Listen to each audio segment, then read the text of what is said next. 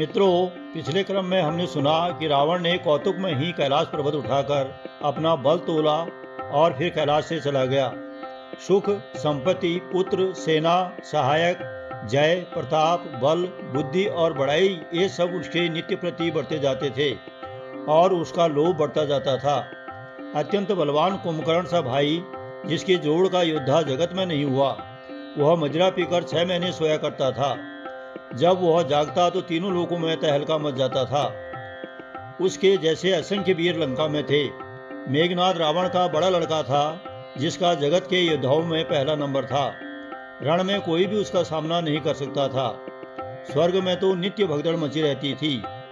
इनके अतिरिक्त दुर्मुख, अकंपन, वज्रदंत, धूमकेतु और अतिकाय आदि ऐसे अनेक योद्धा थे जो अकेले ही सारे जगत को जीत सकते थे।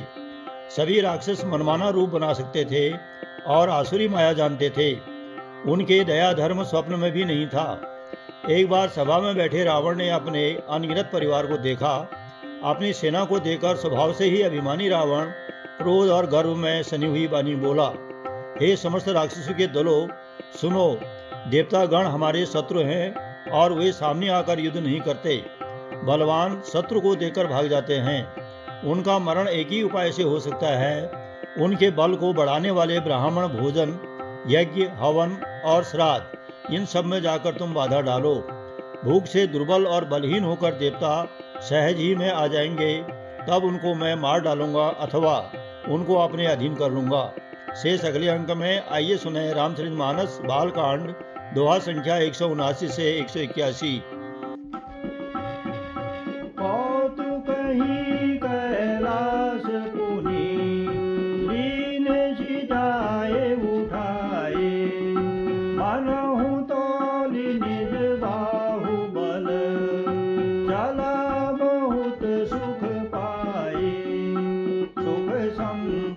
सुत सेन सहाय, जय प्रताप बल बुद्धि बढ़ाई।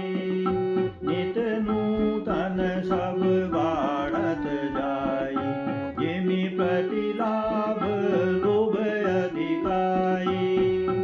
अति बल कुंभकर्ण अस भ्राता, यही कछु नहीं प्रतिभट जग जाता।